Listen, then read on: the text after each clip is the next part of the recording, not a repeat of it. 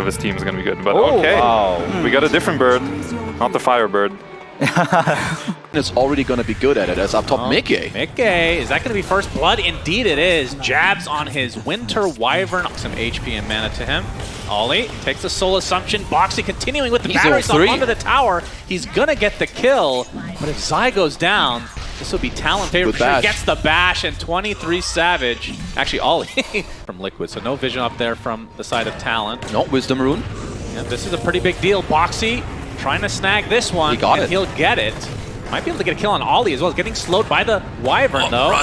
As Jab's trying to tank up that battery assault, and with the charge coming in, that will ensure that at least they get the kill onto Boxy. Like slow pressure bottom. Oh, Mickey. As Mickey's going to get spotted. There's the charge and the zip. He's going to be an easy pickoff. Trying to get the kill for Makoto, and he'll find it. I'd say within the next couple minutes, Liquid would definitely like to do something. Using a Horsey to set up a nice hook shot onto Q. Split Earth connects from Nisha as well. And that's going to be the Space Cow in the grave. But it's only Jab, so it wants to be an invisible dragon later on. Very hype. That's always hype. Oh, charge through. Yeah, Boxy not able to get the cogs off. Hook shot onto the creeps, but he still finds the connection he needs. But Makoto's there to help out. Ends up getting this kill onto the Clockwork eventually as the Global Silence first usage of the game. But now Talon on the run as Nisha trying to make a connection as well as Mickey slowing them down with the Lucent 23 is TPing. Maelstrom is online now for 23 Savage. Makoto completely out of mana though. The full Eclipse now basically reserved for Jabs, but he gets off the curse just in time. And that means Mickey is beating the ever-living crap out of Obi. Gets saved though. Nice job from Insania, but the Chronosphere coming out onto Mickey because Insania can't link up to the Luna any further. Zipping a 2-for-1 to start as Q's going to drop next. Nisha getting extremely low and is brought down by 23 Savage. Finishing that Maelstrom just in time. A double kill for him. Boxy back into the fight again. Gets 23 Savage inside the cog. The time walk towards the fountain. By the fountain, I mean the Lotus Pool. Basically the same thing, of course. You take Roche really quickly. Yeah, for sure. Oh, Nisha. Be a bit careful. Remember to have this ward. Bit careful, young man. He's getting charged. And you can see Insania was looking like he might have wanted to link up to Nisha. He's getting charged still, and he will die. He gets most of the Ancients, but just like that, 2 dead for Liquid. Jabs, Cold embracing himself. The Global comes out. Zai also out of mana and surrounded by members of Talon. Jabs just going to go down to the Familiars, but it'll be a trade for Zai. So 3 dead for Liquid, and they find the offlane and support. Boxy able to TP out in the midst of danger. Fight into Roche, I mean, with the curse being the main spell that can absolutely turn the fight in Talon's favor. Zai breaking the smoke. Q's gonna be the first there. Hook shot into the cogs. Global Silence. The Cold Embrace saving him for the time being. As 23 Savage and company just have to look on as the Space Cow does drop.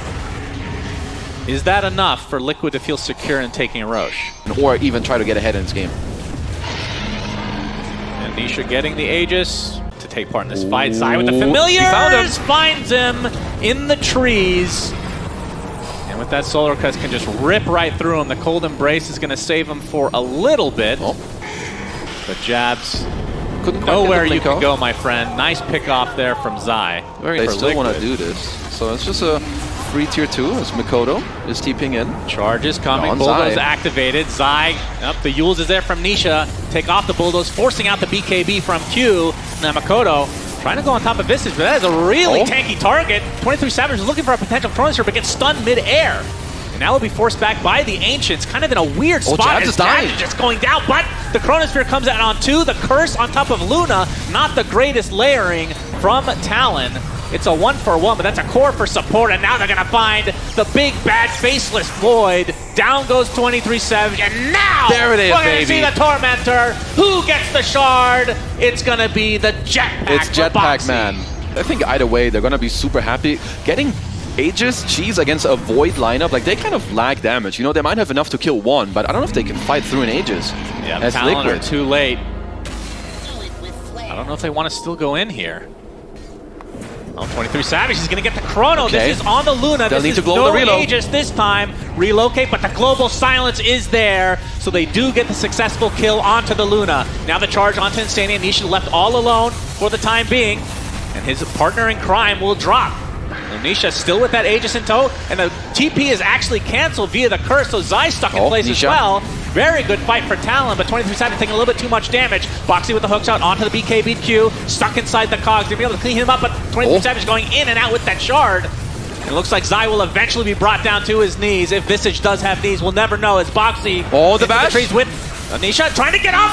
The TP gets canceled. That is the Aegis, and he is going to be completely surrounded by Talon. Getting off the Bloodstone with that Pulse Nova as well, so they have to be a bit careful, but 23 Savage is there to try and finish him off in style. And from range they go, Q with another charge, and a huge fight for Talon despite giving up the Aegis and Cheese. Damn, it's a lot with the Lunar Aura. Yep, smoke broken, Q. We'll find Boxy to start. Turns on the jetpack, Makoto with the BKB. Trying to finish off this Clockwork, but that's a pretty hard kill to get. But Nisha all alone in the river, Insania. Oh, is ready to go, gets off his Greaves. They global, but it's really to no effect. But 23 Savage coming in with the Chronosphere. Insania has his relocate going, and that'll save Nisha. But Zai will get blown up inside the Chrono. Now these big spells are down. Good curse. Big curse onto 2, but it's only Nisha right-clicking Io. Ends up not having that much of an effect, and now Ollie on the run as Liquid trying to get something out of this fight other than the Wyvern. Ollie goes down to 1 Lucent Beam. the time walk back in and out. That's a big zip. Electric Vortex, but the Cheese from Insania saving his fellow Nisha. Mika getting bashed in the meantime. 23 Savage is doing as much as he can to try and delay, but this is going to be 2 sets of racks for Liquid. And Talon still jumping in. Mickey pops the BKB, has Insania linked up to him right now. 23 Savage barely gets out in time with a big time walk. And Liquid not looking to stop anytime soon. That's a solo curse. Solo curse not going to last that long, so another wasted ult it feels like. Now the Aghanim Scepter online for the Storm, but do they have the Wombo combo potential? 23 Savage in and out again, but these buildings are just melting in the face of Liquid. There's the initiation from Makoto into absolutely nothing because they have nothing, but Mickey still drops. The racks. Melee racks 1 hit away. Nisha going in for the last-ditch effort here. We'll be able to get that melee racks. The range, the only thing alive now for Talon between them and Mega Creeps. As Q gets bursted into the ground, it's a buyback down to the Spirit Breaker. But this is going to be Megas for Liquid. Despite losing their position 1, they get basically everything they signed up for. 23 in the back. Be a dieback if he's not careful. Jabs getting bursted down by this Pulse Nova. There's the Chronosphere onto 2. It's going to be enough to take out Zai. Let's see if Insania will be next. Nice fuels from Nisha. Good cancel. Comes in with the Electric Vortex onto 2. Big charge coming in as well. They finally take down the Io. But even if they were to team wipe here, it's still Mega Creeps. Nisha TPing out, but the Nether Strike is there to cancel it. He's going to have to try to get back the old-fashioned way. Good cogs. Nice cogs from Boxy, keeping 23 Savage busy. But they have vision, so Q gets another charge onto Nisha on the back line as Boxy's going to go down to the right clicks. So the last remaining... Adding insult to injury, Mega Creeps, they get the Wisdom Rune. Nisha will likely die as Q really wants to finish him off, and he'll do so.